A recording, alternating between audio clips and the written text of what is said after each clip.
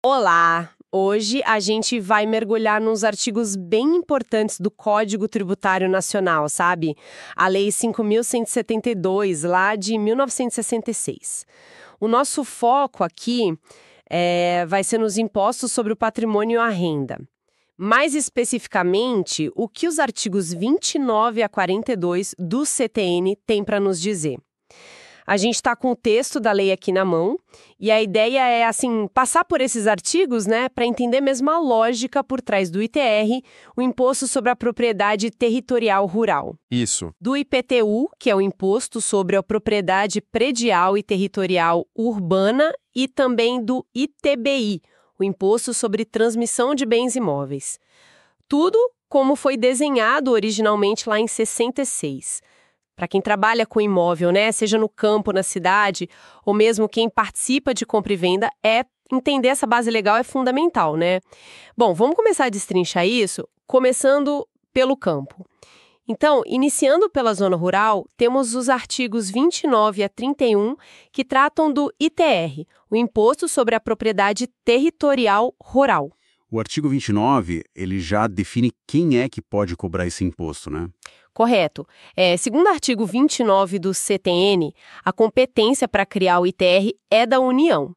E o gatilho para cobrança, o que a gente chama de fato gerador, é a propriedade, o domínio útil ou até a posse de um imóvel, como definido na lei civil, ou seja, o terreno em si.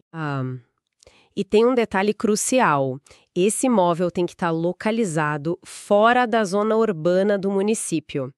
Essa localização é que faz a primeira grande divisão. Entendi. Então, propriedade rural, fora da cidade, digamos assim, e quem cobra é a União. Mas e o valor? Sobre que valor esse imposto é calculado? O artigo 30 fala disso, da base de cálculo. Exato. O artigo 30, ele define a base de cálculo como o valor fundiário. O que é isso, É basicamente o valor da terra nua, sem considerar as construções, as plantações, outras benfeitorias. Ah, certo, a terra pelada, digamos. Isso. O foco é taxar o potencial da terra em si, sabe? O valor que aquele imóvel rural tem intrinsecamente. A ideia por trás disso, pelo menos em teoria, é até estimular o uso produtivo, sem penalizar quem investe em melhorias. Interessante essa lógica, de focar só na terra nua. E quem paga essa conta? O artigo 31 vai dizer quem é o contribuinte. O artigo 31 aponta para quem tem a ligação econômica direta com aquela terra.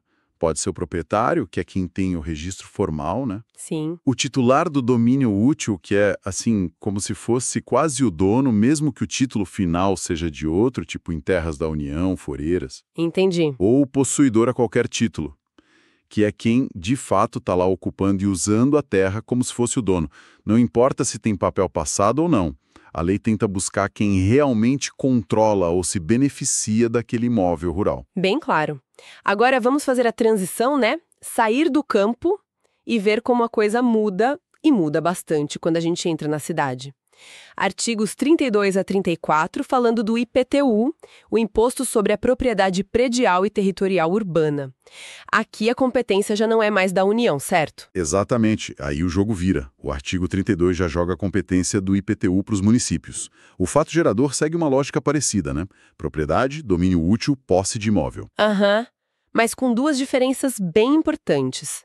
Primeiro, que abrange tanto o imóvel por natureza, que é o terreno, quanto o por acessão física, ou seja, as construções que estão nele. Inclui a construção. Isso. E o ponto-chave tem que estar localizado na zona urbana do município. De novo, a localização definindo tudo. E essa definição de zona urbana me parece o ponto central aqui.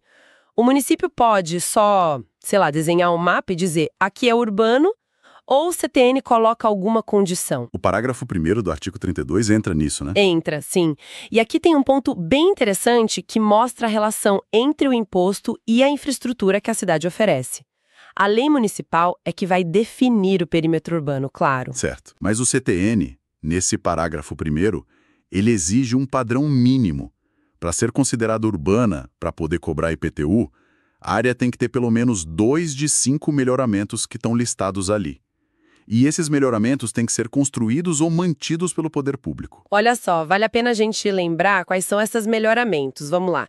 São, primeiro, meio-fio ou calçamento e tem que ter canalização de água de chuva junto. Ok. Segundo, abastecimento de água. Terceiro, sistema de esgotos sanitários. Quarto, rede de iluminação pública, com ou sem os postes para levar luz para casa. E quinto, ter escola primária ou posto de saúde a, no máximo, 3 quilômetros do imóvel. Então, 2 desses 5. Isso.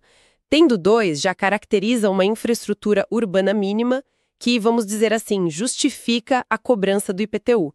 A ideia é que o proprietário na cidade se beneficia diretamente desses serviços públicos que o município oferece. Faz sentido. E a lei ainda dá uma flexibilidade para o planejamento da cidade no parágrafo 2º, né? Permitindo incluir outras áreas também. Exatamente.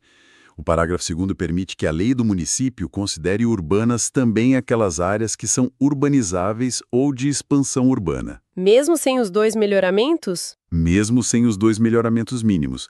São aquelas áreas que já estão em loteamentos aprovados, sabe? Destinadas para moradia, para indústria, para comércio.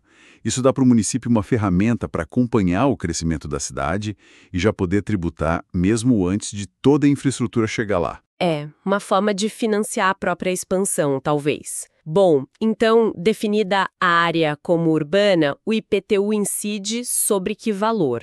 Artigo 33, a base de cálculo. A base aqui é o valor venal do imóvel, que seria, né, o valor de mercado para venda à vista. E tem um ponto importante que o parágrafo único do 33 destaca: não entra nesse cálculo o valor de bens móveis que estejam lá no imóvel. Tipo móveis, máquinas. Isso, móveis, equipamentos, máquinas, mesmo que estejam instalados lá de forma permanente. O foco do IPTU é o valor do bem imóvel mesmo, o terreno e o que foi construído nele. Ok. E quem paga o IPTU? O artigo 34, o contribuinte, segue a mesma linha do ITR. Segue uma linha muito parecida, sim. O artigo 34 diz que o contribuinte é o proprietário ou o titular do domínio útil ou o possuidor a qualquer título do imóvel urbano. A lógica é a mesma. Quem tem a relação econômica direta com o bem, seja a propriedade formal ou a posse de fato,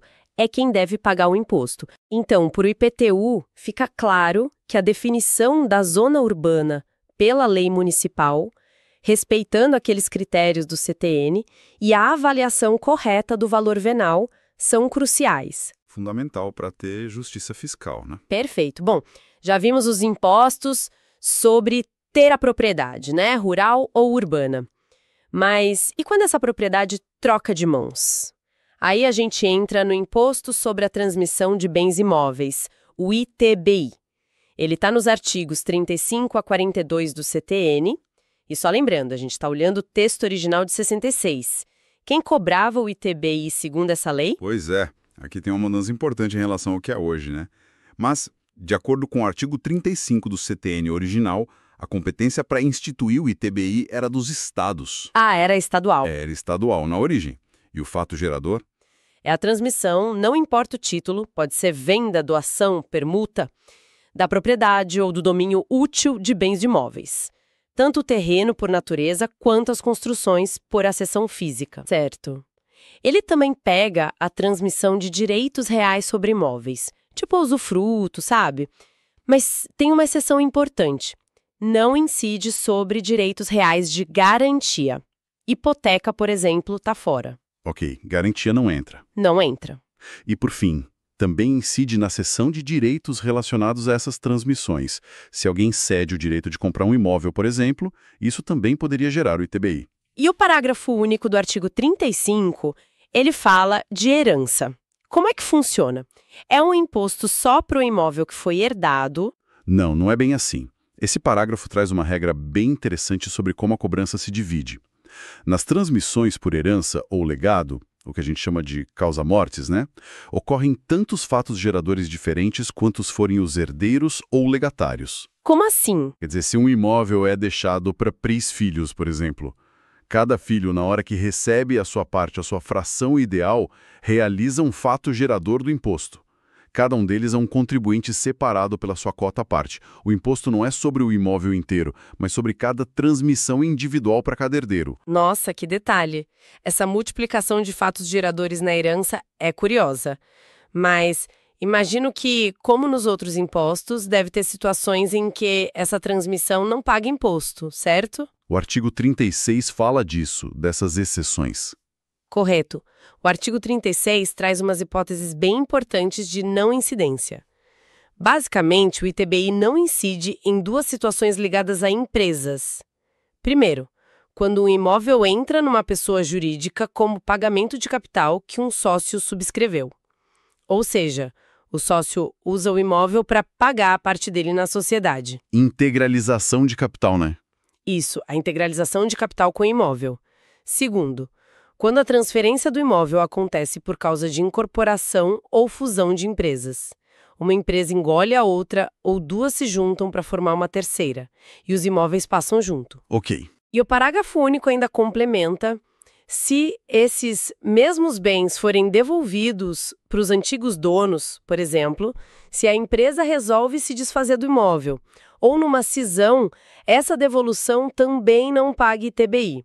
A ideia aqui é clara: não atrapalhar, não onerar a reorganização das empresas ou a formação de capital. Mas a lei tributária costuma ser cautelosa, né?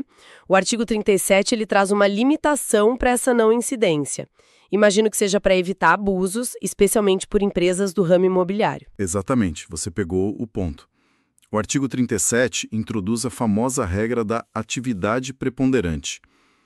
Aquela não incidência do artigo 36, integralização de capital, fusão e incorporação, ela não vale se a empresa que está recebendo o imóvel tiver como atividade principal a compra e venda, a alocação de imóveis ou a cessão de direitos sobre eles. Ah, então tem uma trava. Tem uma trava clara. O objetivo é impedir que empresas que já vivem disso, que trabalham com imóveis, usem essas regras que foram pensadas para outras situações, né? Para escapar do imposto nas suas transações normais do dia a dia. E como é que a lei define essa atividade preponderante? Para não ficar subjetivo, a lei tenta ser bem objetiva. O parágrafo 1º do artigo 37 estabelece um critério numérico. A atividade é considerada preponderante se mais de 50% da receita operacional da empresa que recebeu o imóvel. Metade da receita? Mais da metade. E olha o período. Tem que considerar os 2 anos antes da aquisição do imóvel e os 2 anos seguintes a essa aquisição. Se nesse período todo mais de 50% da receita vier dessas atividades imobiliárias, aí a não incidência não se aplica. E se a empresa for nova? Boa pergunta. O parágrafo 2º cuida disso. Para empresas novas que ainda não têm esse histórico, a análise olha para os 3 primeiros anos depois da aquisição. Entendi. E tem mais, se essa preponderância for descoberta só depois que a transmissão já aconteceu e o imposto não foi pago, o parágrafo 3º, aí o imposto se torna devido, com correção e tudo mais, sobre o valor do bem lá na data da aquisição. Nossa, é bem amarrado, é bem amarrado. Só tem uma ressalva no parágrafo 4º. Essa trava toda da atividade preponderante não vale se a transmissão do imóvel acontecer junto com a transferência de todo o patrimônio da empresa que está vendendo ou transferindo. Mas, no geral, a regra é forte. A isenção é para reestruturação ou capitalização, não para o negócio imobiliário em si. Essa regra da atividade preponderante realmente mostra uma preocupação grande em evitar planejamento tributário agressivo, né? Bom, seguindo adiante, qual a base de cálculo do ITBI? Artigo 38. Aqui é parecido com o IPTU. A base de cálculo do ITBI, segundo o artigo 38, é o valor venal dos bens, ou direitos transmitidos. De novo, o valor de mercado, mas claro, apurado ali no momento da transmissão, da troca de titularidade. Certo. E sobre a alíquota? O artigo 39, ele dava alguma orientação? O artigo 39 indicava que a alíquota do ITBI não podia passar de limites que seriam fixados por resolução do Senado Federal. Isso era um jeito de tentar manter uma certa harmonia no país, mesmo sendo um imposto estadual naquela época, lembrando. Um teto nacional, digamos. Um teto nacional, exatamente. E o artigo também já previa que o Senado poderia autorizar alíquotas mais baixas para transmissões ligadas a programas de habitação popular, por exemplo. Interessante. Agora, chegamos num ponto que parece conectar dois mundos tributários diferentes. O artigo 40, ele cria uma ligação entre o ITBI e o Imposto de Renda Federal. Como isso funcionava na prática? Esse artigo 40 é um exemplo muito claro de como o legislador de 66 tentou integrar um pouco os tributos. Ele permitia que o valor do ITBI que foi pago na transmissão de um imóvel fosse deduzido do imposto sobre a renda. Ah, podia bater. Podia abater especificamente do imposto de renda, que é da União, devido sobre o ganho de capital, ou seja, o lucro que a pessoa teve naquela mesma operação de venda ou transmissão. Então, se eu vendi o imóvel, tive lucro, paguei o IR sobre o lucro e paguei o ITBI. Você poderia pegar o valor do ITBI que pagou, para o Estado na época, e diminuir do imposto de renda que você devia para a União sobre aquele lucro. Era uma forma direta de reduzir a carga tributária total que incidia sobre o mesmo fato econômico. Nossa, essa dedução parece bem significativa, né? Faz bastante diferença no bolso. E quanto ao local de pagamento? Imagina que a negociação acontece num estado, mas o imóvel fica em outro. Onde se paga o ITBI? O artigo 41 resolve isso. Resolve, sim? O artigo 41 define a chamada competência territorial. E a regra é simples e direta. O ITBI é devido ao estado onde o imóvel está situado. Ponto final. A localização do imóvel é que manda. Exatamente. Não importa onde o contrato foi assinado, onde as partes moram, o que vale é onde o bem está fisicamente localizado. Inclusive, o artigo menciona que mesmo em heranças abertas no exterior, se o imóvel estiver aqui no Brasil, o imposto sobre essa transmissão é devido para o estado onde o imóvel se encontra. Claro. E para a gente fechar o ITBI, quem o CTN definia como contribuinte era o comprador, o vendedor. O artigo 42 esclarece isso. O artigo 42, ele adota uma solução bem flexível, na verdade. Ele diz que o contribuinte é qualquer das partes na operação tributada, como dispuser a lei. Ah, ele não define. Deixa para a lei específica. Exato. O CTN de 66 não bateu o martelo se seria o comprador, adquirente, ou o vendedor, alienante. Ele basicamente delegou essa escolha para a legislação específica do ente que tinha competência no caso, a lei estadual, já que o imposto era estadual na época. O Estado podia escolher um, o outro, ou até dizer que os dois eram responsáveis pelo pagamento. Entendi.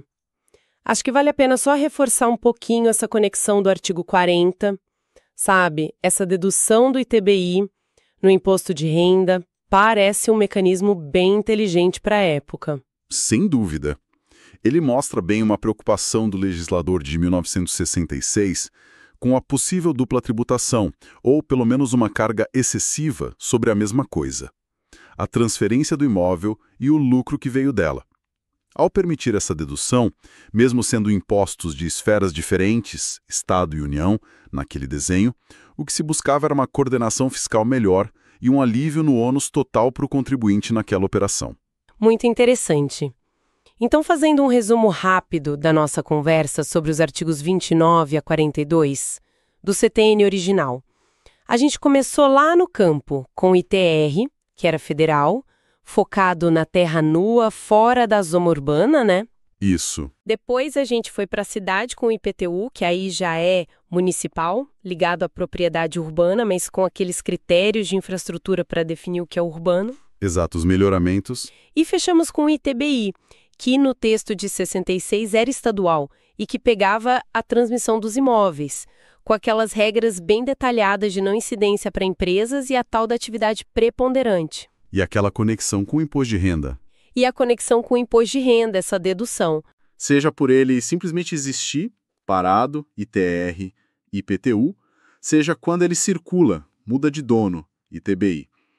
As regras todas que a gente viu mostram a importância econômica que se dava aos imóveis e como o CTN tentou delimitar bem direitinho o que gera um imposto, sobre que valor, quem paga, quem não paga, distribuindo as competências entre União, Estados e municípios, como era o desenho original para esses tributos. Em ouvindo tudo isso, fica uma reflexão, né?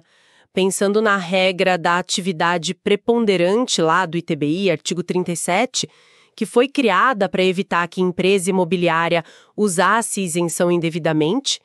Será que essa lógica, esse tipo de controle, ainda se aplica ou inspira mecanismos parecidos hoje, quando a gente fala de planejamento tributário, de fusões, aquisições? É uma ótima pergunta. Ou então, pensando no IPTU, aquela exigência de infraestrutura mínima para definir a zona urbana, artigo 32. Será que isso realmente influencia as decisões dos prefeitos sobre onde investir? E, por consequência, como isso afeta a própria base de arrecadação do IPTU nas cidades que estão crescendo? São desdobramentos bem práticos, né? Que nascem dessa lógica que está lá no CTN desde 66. Com isso, a gente encerra essa análise focada nos artigos 29 a 42 do Código Tributário Nacional. Muito obrigada pela atenção.